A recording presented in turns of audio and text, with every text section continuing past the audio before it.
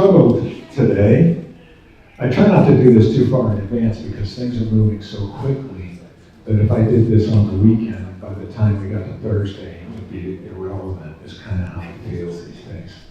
But I really struggled today because there's so much going on to talk about, especially if you look at the federal level, and then of course state and local level, which we're very interested in here. But as you've heard me say over and over again, I'm going to say it again because it's still true, what a time to be alive, because we are seeing miracles in government that we have never seen. None of us. Reagan came close. They tried to kill him. No surprise. They missed. But it's just amazing. First of all, claims of Donald Trump's demise have been greatly exaggerated.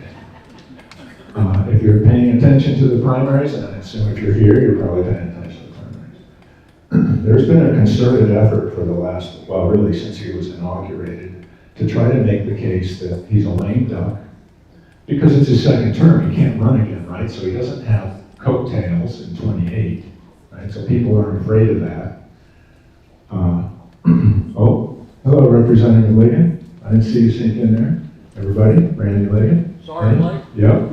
And I apologize because I skipped right over the first bullet like I often do. Any other elected officials that we need to recognize or running for office? I see. Elizabeth Enns. Yes, thank you. Okay. Sorry about that, guys. If you know me, you know I do that all the time. There's been a concerted effort to make the case that Donald Trump is no longer relevant. He's no longer popular with his voters, and it's been one hoax after another. I remember when he first announced the tariffs last year. Oh, well, that was going to be the end of the economy. We were all going to be destitute. It was going to be terrible. Not so much. The Epstein files, I remember that was a big thing. Now these people are going to certainly leave. Venezuela, I remember. Well, now we're engaged in another land war. We're going to have, have tens of thousands of troops down there, and it's going to be a forever war. We're going to have to, head over Afghanistan for 20 years. Not so much. Of course, most recently Iran. This one's fascinating. People like to say, I didn't vote for this, and that's okay. I didn't vote for a new forever war, and I would make the case, and it's not unique to me. It's not a new war. It's a 47-year-old war, and he's bringing it to an end for the first time. It has been the same advice given to every president, and they all kick the can down the road. Not this man. So,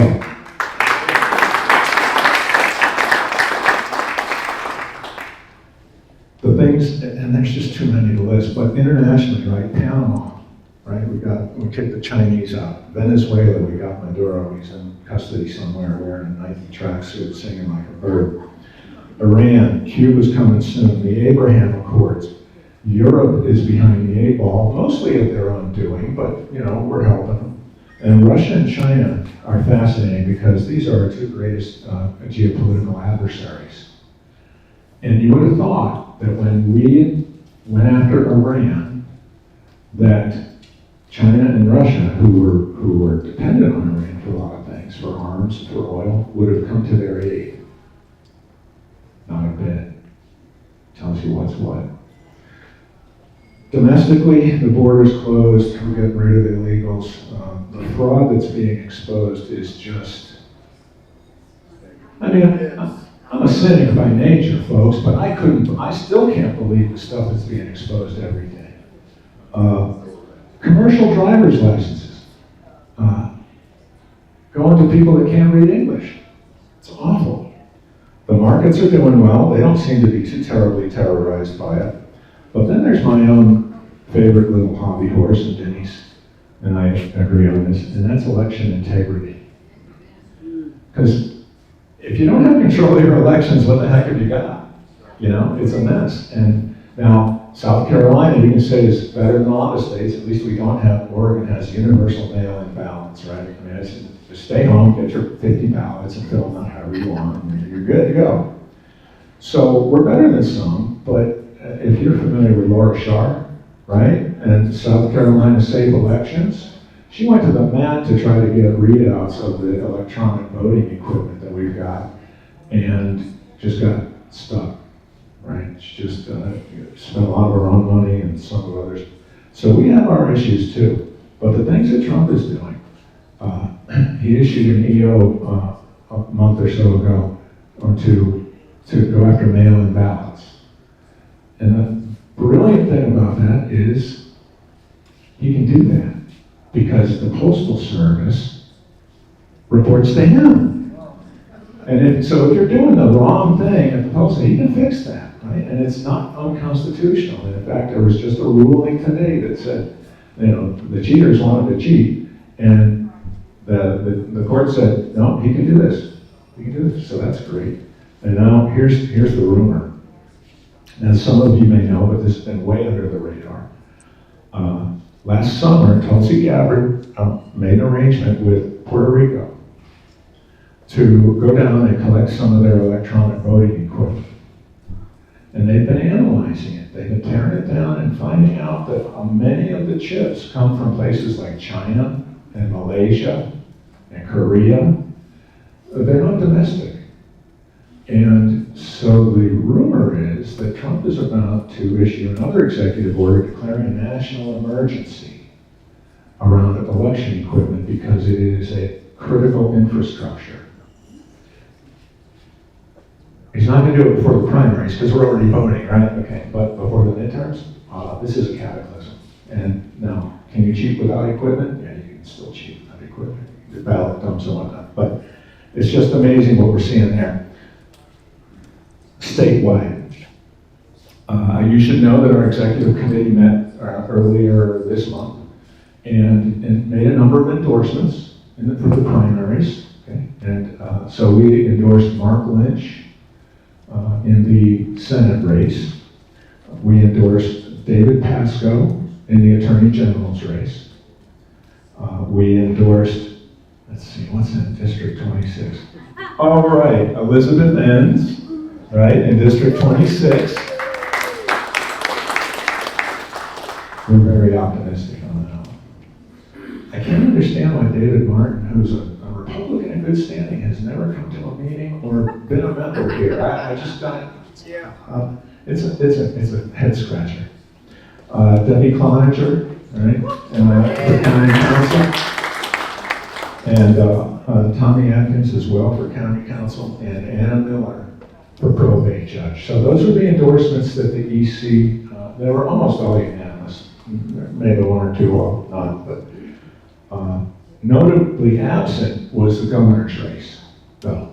And so, for a variety of reasons, the EC decided not to, or the endorsement committee decided not to make a recommendation to the EC on that. But if you look at the straw polling that we did for our membership anyway, and the people who came to one of our meetings, Ralph garnered like 70%. Ralph Norman did, so if that's any indication. But we didn't make a formal endorsement. So those are a few things that are going on.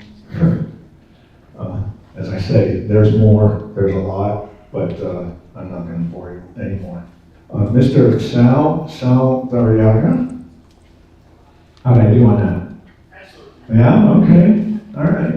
Is president of our local Fort Mill 1013 Club. He's former New York Police Department. Thank you for your service. He's been in South Carolina for 20 years now. Moved out of New York City to live a good, quiet life in South Carolina. How's that going? So far, so good. All right, ladies and gentlemen, Sal Dariaga.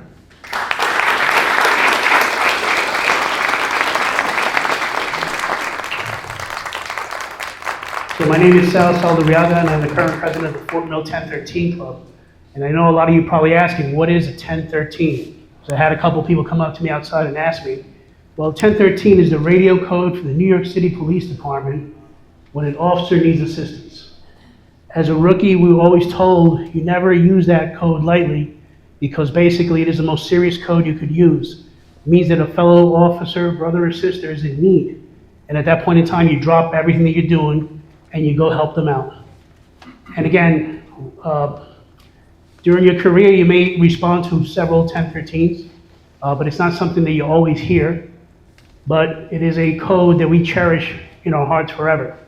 So the 1013 Club is actually a subsection of a national 1013 club. It is a club by the New York City Police Department, and we have independent clubs all around the country. In South Carolina, there's currently 4 of them right now. Charlotte has their own club as well. And basically, every club kind of operates a little bit differently, but mission is pretty similar. Our particular mission is that we are a charity organization made to help out fellow first responders in need. We always look out for our local first responders. And again, just to give you some examples, on April 29th, 2024, there was 4 officers in Charlotte that lost their lives serving a warrant. The 4 Mill 1013 Club stepped up. And through our Remember Our Heroes 5K race, we were able to raise funds to donate to those widows and orphans and families of those people. We have helped a lot of local officers with battling cancers and issues like that. We also have a lot of our members who served during 9/11 and basically till this day are still dying from the diseases of that dreadful day. This year we are doing another 5K race. This is our 4th annual Remember Our Heroes, which happens to coincide with the 25th anniversary of 9/11. And I'll tell you, it's really heartbreaking sometimes to think about it. It's been 25 years since that day. And many of us who have served, especially our color guard here, who's here, we were all there. And I tell you what, the nightmares and memories never cease to stop. But we signed up for this. And again, when you sign up for this, you don't do it for the money. You don't do it for the glory. You do it because you have a servant's heart and you want to serve your fellow man. And there's no expiration on the date that you retire. When you retire, you just depart from active service. But we continue to serve this community every single day by doing what we do. So this year, we are doing our 4th annual Remember Our Heroes race on September 12th. And it is the day after 9/11 because it's a Saturday. We want to make this a huge community thing because we want to educate the next generation. When we've been talking about this, it is amazing to see how many people were not even born on that day yet. And it is incredible to see the questions, the memories. And one of the questions that most of us get asked all the time is, what were you doing that day when it happened? And I tell you something, I'm speaking for myself. I love my wife. I remember our wedding. I remember a lot of milestones in my life. But that day is so vivid, engraved into our brains, that I don't think I could ever forget. So if you guys have any interest in helping out, if you guys are runners, walkers, ruckers, we are giving a free admission to anybody who has served as a first responder, law enforcement, firefighter, EMS, military.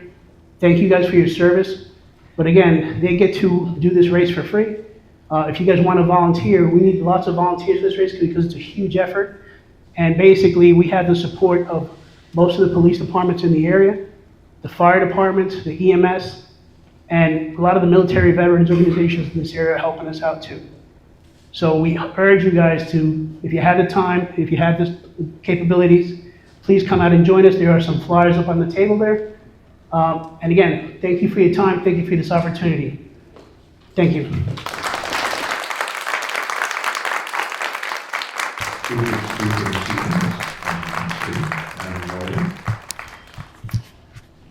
He is currently the South Carolina Director for the State Freedom Caucus Network. So as you may know, there's a Freedom Caucus here in the state. But we're not the only state with a Freedom Caucus, with a state level Freedom Caucus. There's a network.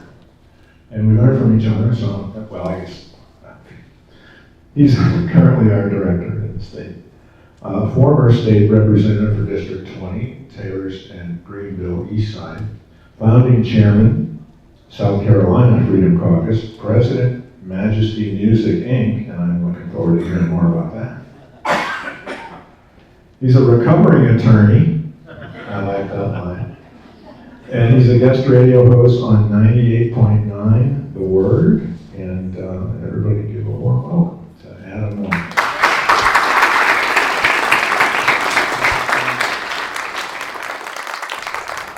Well, it is a pleasure to be with all of you this evening. On my way here from Greenville, I somehow went in and out of North Carolina 3 times. And I do not understand. I went back and looked at that map, and I do not get that whatsoever. So thank you so much. I really need that. The allergies, I've been here since, goodness, freshman year of high school, and the allergies in South Carolina still do me in. But my wife and I, we think we're homesteaders. We currently homeschool our kids. We have 3 kids under 8. 1 is 2, so they keep us just, and we think we're homesteaders. So we have this extensive garden, and we live outside, and both of us have really bad allergies, and so do my kids. So we've really made good life decisions. So I apologize if I struggle to speak. But if you have not paid any attention lately, you wouldn't be aware, but I'm assuming most of you don't fall in that category. Most of you are obviously the people that are awake in politics. You've probably been a little distressed lately at what's going on in South Carolina. I would argue the entire nation is distressed at what's going on in South Carolina, no matter what network, at least conservative-leaning network you might tune into the last month. The question on everyone's mind is, how in the world is this happening in South Carolina? And I've got friends texting me from Ohio and Florida and California and all sorts of different places going, what is going on? And I find that humorous. Yes. Because from my perspective, I'm like, well, I'm glad you guys are finally seeing the reality of South Carolina. I ran for office 8 years ago. I was a young, dumb 20-something-year-old. From Taylor's. If you know where Taylor's is, the joke is that it's the hotbed of radical conservatism in South Carolina.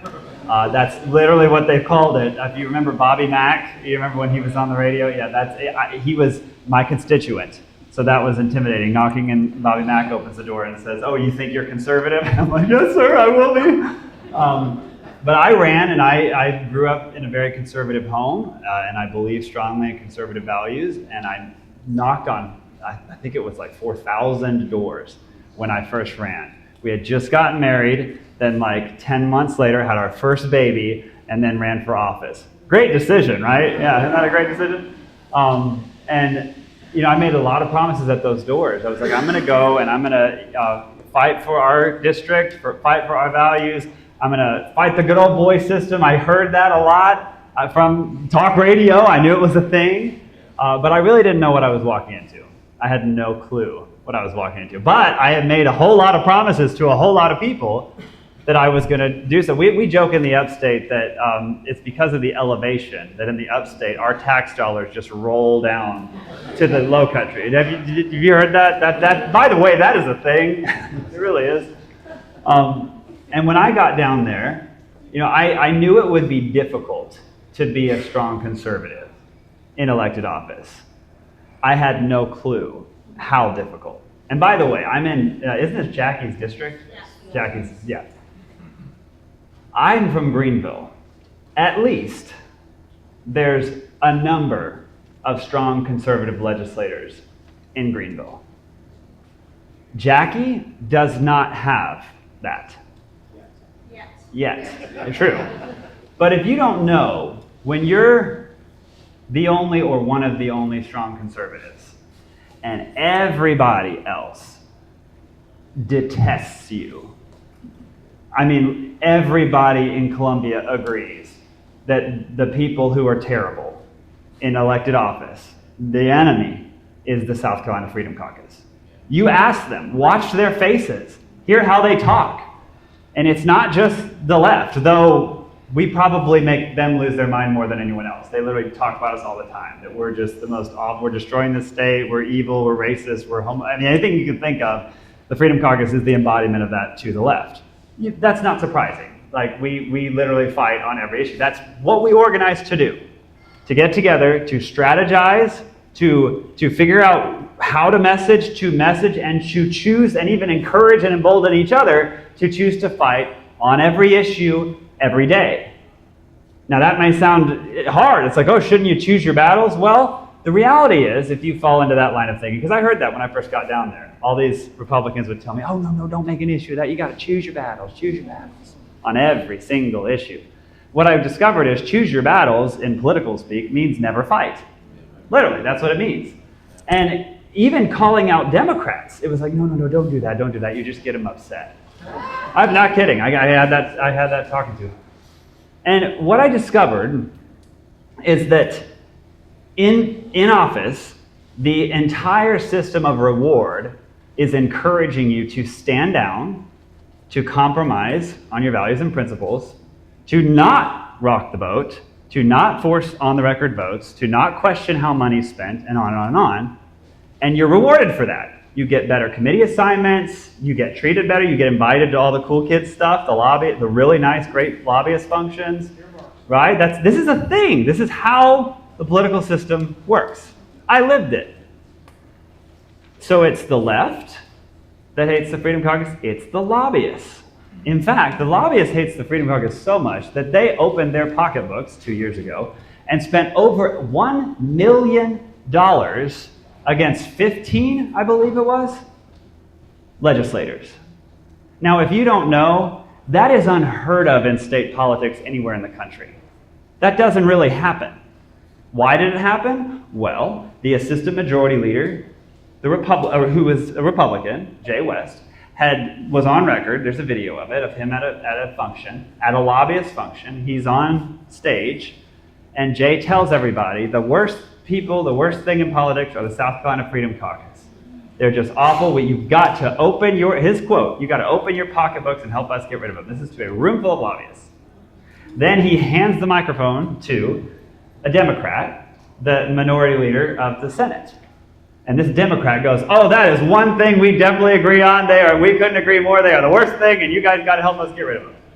Just blatant for everybody to see.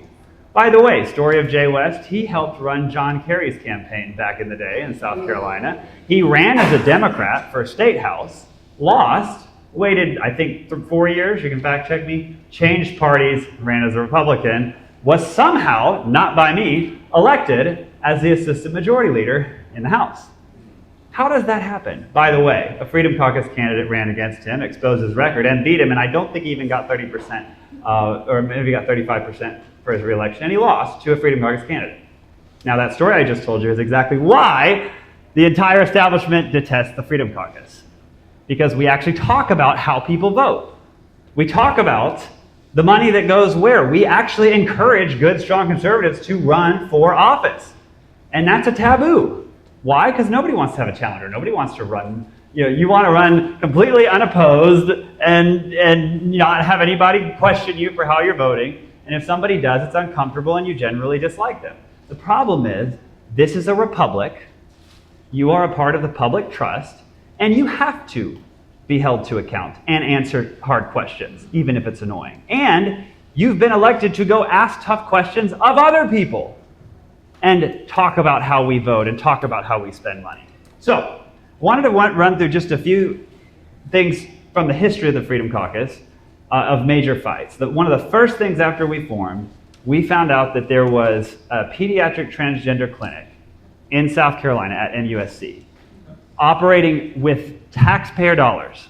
So, and they were seeing kids from 6 years old to 14. They were bringing them in. That we were funding them to be counseled by these people to talk about gender transition and then refer them to surgeons. No, the practice hadn't been banned yet. And so we couldn't believe this. It's like, what in the world? How is that happening in South Carolina? So I contacted leadership at the time and said, we've got to do something. We've got to, shut this down. And he was like, oh, yeah, maybe in next year's budget. And I'm like, we haven't even finished this year's budget. What are you talking about? We're going to do it. Like, huh? I just told you they're mutilating children on the taxpayer dime. He's like, oh, you got to be careful with the medical community. And I couldn't believe it. And so I opted to go straight to the media and tell everybody what was happening with our taxpayer dollars. And that's what we did. We released a public statement, sent it all across the state to every form of conservative and liberal media, got the word out. By the next day, at I believe 2 p.m., The pediatric transgender clinic was no longer in operation, had been completely shut down, and the files redacted, interestingly enough, and they were no longer using our tax dollars. We didn't have to pass a single law to do that. We just had to speak the truth about what was happening. And I was encouraged to not, if you can wrap your mind around it. Not by liberals, not by Democrats, but by Republican leadership. The other thing that happened, this is before the founding of the Freedom Caucus, we had a justice of the Supreme Court coming up for election, Kay Hearn. She had numerous rulings where she ruled against conservatives. She was on the Supreme Court. She had voted against, if you remember the Episcopal Church fight where the liberals were wanting to take all their property because they didn't want certain lifestyles in the bishops. And she ruled against them. She had ruled against a big law enforcement case, multiple rulings. Everybody knew she was a liberal. She was up for re-election. Guess who elects the judges in South Carolina? The legislature, a Republican supermajority. So we have a known liberal, whoops, I made a mess. We have a known liberal I might need to clean that up. We have a known liberal that's in the Supreme Court. She's up for re-election. The term is a 10-year term. She can only serve for 2 years because she's aging out. So she's a liberal, and she doesn't even qualify for the full term. So we bring it up in Republican caucus. Hey, this is ludicrous. We know she's a liberal. Let's get rid of her and elect a conservative because it's our vote. And by the way, most people in the room had bellyached about some of Lindsey Graham's votes over the years about, for liberal judges, right? So of course, the guys that bellyached about that are going to be all in for getting rid of somebody that they're voting on, right? By the way, we had just passed the heartbeat bill. And we knew that they were going to make some challenges, and they wanted to take it into court. So we made this argument.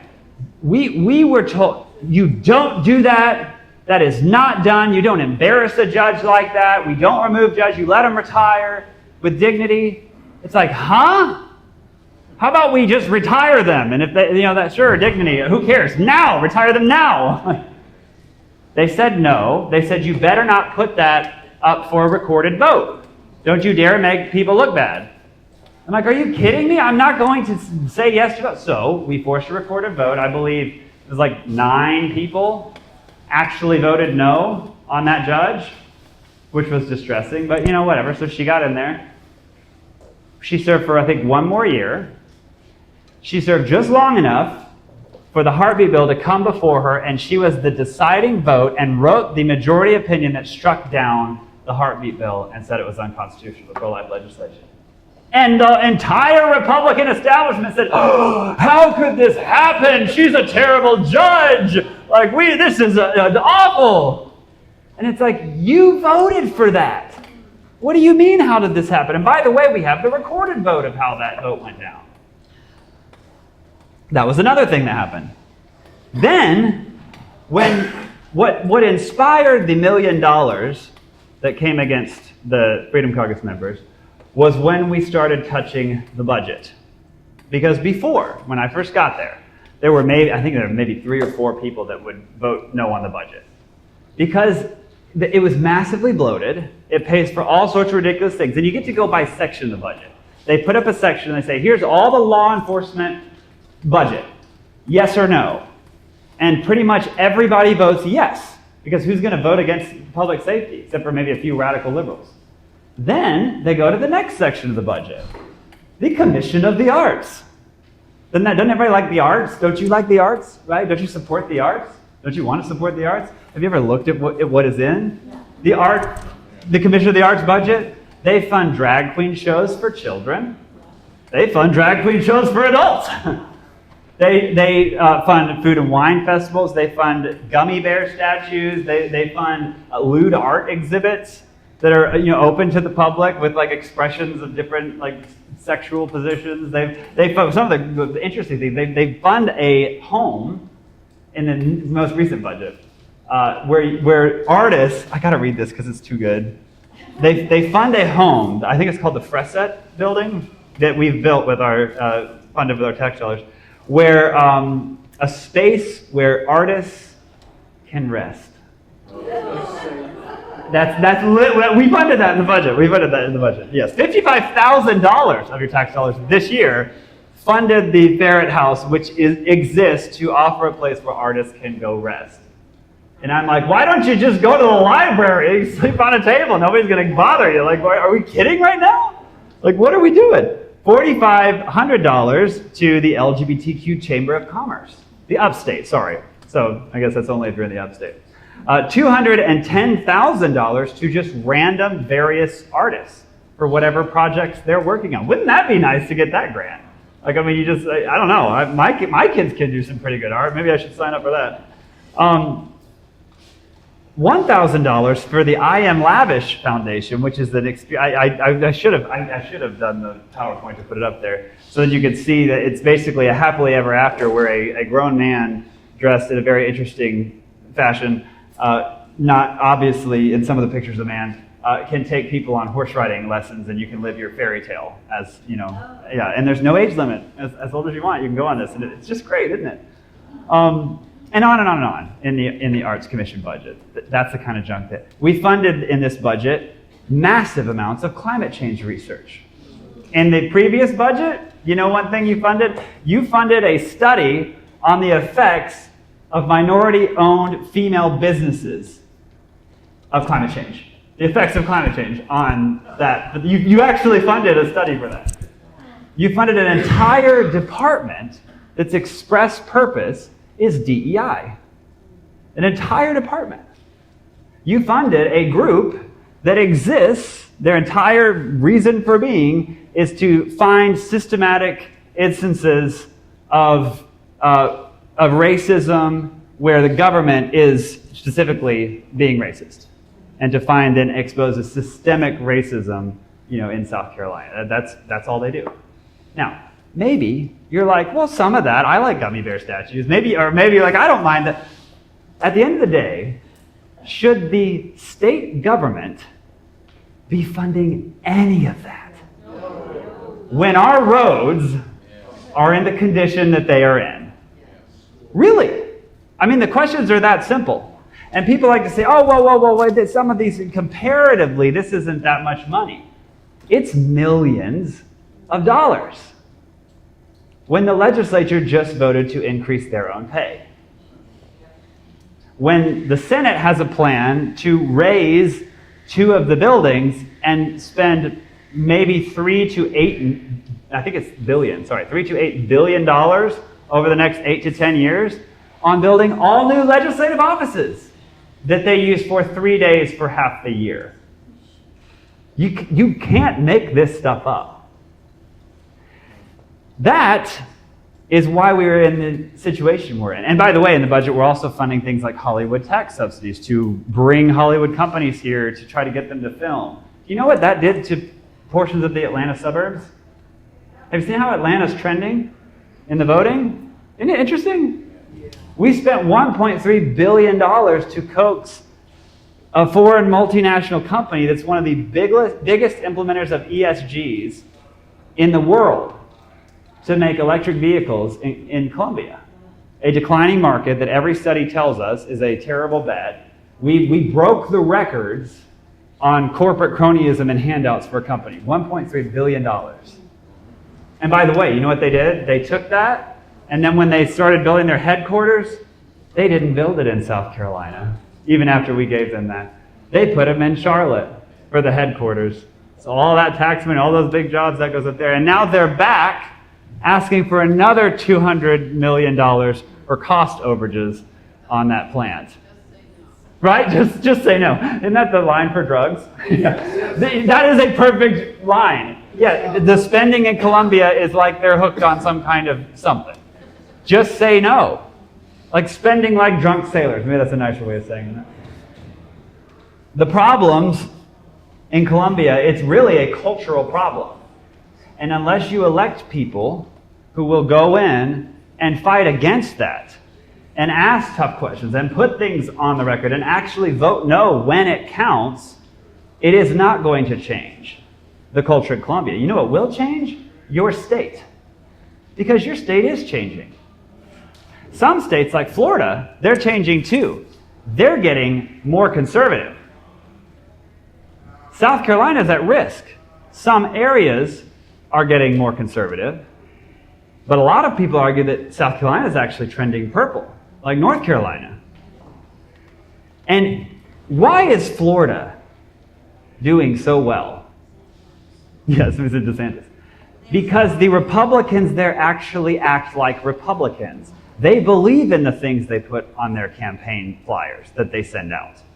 And they actually implement and use, and that's one thing that I always laugh about with the Freedom Caucus, people that are detractors, and there's two from right here in this delegation that have their little podcasts, and they talk about the Freedom Caucus all the time. And I occasionally see clips of that, and I just laugh, because it's like all of the arguments against the Freedom Caucus is they're annoyed that the Freedom Caucus simply wants you to do everything that Florida has already done. Have you ever noticed that? Almost every single issue, I would actually challenge you to find an issue that doesn't fall into the category I just said. Something that Florida's already done, already led on, that would make the state better, that we just can't do in South Carolina. Why? And a perfect example of what's happened is what's happened the last week or so. One is the Dr. Traxler appointment. If you didn't know, the person who oversaw vaccine campaigns in South Carolina, she pushed for mandates, lockdowns. She was one of the main drivers for keeping kids at home and the learning loss that happened there, for masking kids at schools, even though all the science said that that was inaccurate. She is now appointed as the acting director of public health in South Carolina. Now, when that appointment came out, I was talking to some people, and I was like, we gotta blast this appointment. We gotta blast the governor. This is one of the few things that he actually does in this state, because we have a constitutionally weak governor. Appointments is one of the key things. He just botched an appointment and put somebody that we know the track record was abuse of power during COVID. And I had some more establishment people who were like, oh, well, I don't know if she's really that bad. And so I said, well, you know what, we're going to look. So me and my friend Jordan, who is the current chairman of the Freedom Caucus, we spent maybe an hour, ladies and gentlemen, maybe an hour digging into this person. Just two of us, while juggling, by the way, 3 children because my wife was at a work thing. That's all we did. And you know what we found about this lovely new public health director in that time? By the way, you can go check the facts of what I'm saying. Jordan and I were the first 2 people that called out anything about Traxler, said she needed to go, and told people why. This days before anybody else said anything. We discovered that she was a regular attendee at Jim Clyburn and Joe Biden events during the 2020 election. That she actually donated to Joe Biden. That at one of the events, she posted publicly that it was time to impeach Trump in 2020. That she put her own infant in the COVID trials for the vaccine because she said she just believes that all vaccines are safe so much. Whatever. It's her, their prerogative. But really, is that the kind of person that is the ideal person to have sweeping administrative and regulatory and emergency power authority in South Carolina to shut places down, issue mandates, to quarantine you, and control local law enforcement to enforce those? Did you know that that's the powers of the new acting public health director in South Carolina? That's what we found. Anyone in the governor's office could have found that in 10 minutes. But they didn't even vet one of the most powerful appointments they have. So what does that say about McMaster and his team? But really, is that a rhetorical question? She said, what does that say about McMaster and his team? Exactly. It says that we have somebody in office who I would argue governs as a Democrat. That is a Democrat appointment. Am I wrong? Yeah, but I'm dead serious. People get mad at this and say I'm a troublemaker, and I'm literally saying you appointed a known Democrat donor who called for the president's impeachment and who abused their power in the past. That is a radical liberal Democrat appointment. That, period. Those are the facts. And if that offends you because you like McMaster, well, I'm sorry you're offended. I'm just spitting facts. That's the reality. And by the way, on every major issue that you will find where there's a fight between the Republican caucus and the Freedom Caucus, this is exactly how it goes. The Freedom Caucus pulls out some information that's pretty much shocking to the public, says, this person's got to go.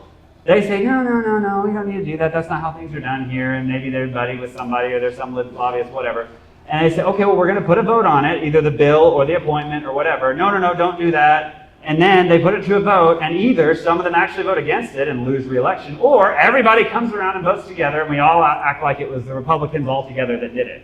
When every single time on every single issue, it's actually the Vocal Freedom Caucus who started, inform people. And that's one thing too. You'll hear people constantly say, "Well, listen, I want to get along with people, and I don't want to be loud, and I don't want to cause, be doing things for social media or for speeches. I just want to be down there and do my votes and represent." Here's the problem with that.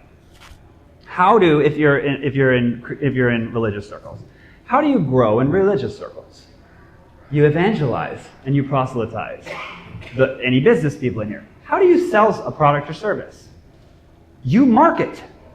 You actually work. You message. You talk about what you believe in and what you're selling, or else it doesn't get sold and it doesn't have any impact. When you elect somebody to elected office, you are electing them to use that office and the mouthpiece that they have to advance the conservative cause and defend your fundamental liberties. And if they do not do that because they're worried about leadership getting mad at them, or the media getting mad at them, or some liberals getting mad at them, replace them with somebody that will, because it is one of the bare minimum things they should be doing. Now, if you have a guy that isn't even voting right, well, that's on you. That's public record. If you have somebody that's voting against your interests, you've got to do everything you can to get them out of office. But I'm even saying we got to expect more from conservatives. And like I said, we have examples. Donald Trump and Ron DeSantis, they're not shy about what they believe and what they're going to do. They're pretty bold. They don't really care if it, ruffles some feathers.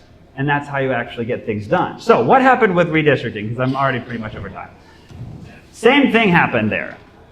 We found out the Supreme Court ruled in the Calais decision that majority-minority districts that are drawn on the basis of race, are unconstitutional. There was a district drawn in Louisiana where they had done this. They drew lines in order to create a district that would be controlled and have with the stated goal of having somebody that would be a minority to represent that. Supreme Court looked at that and said that's blatantly unconstitutional. Even though these districts are all across the South, they've been around since the 90s, and you shouldn't have those. This happened in April. Immediately when that happened, all of the Freedom Caucus members and the conservatives said, redistrict now.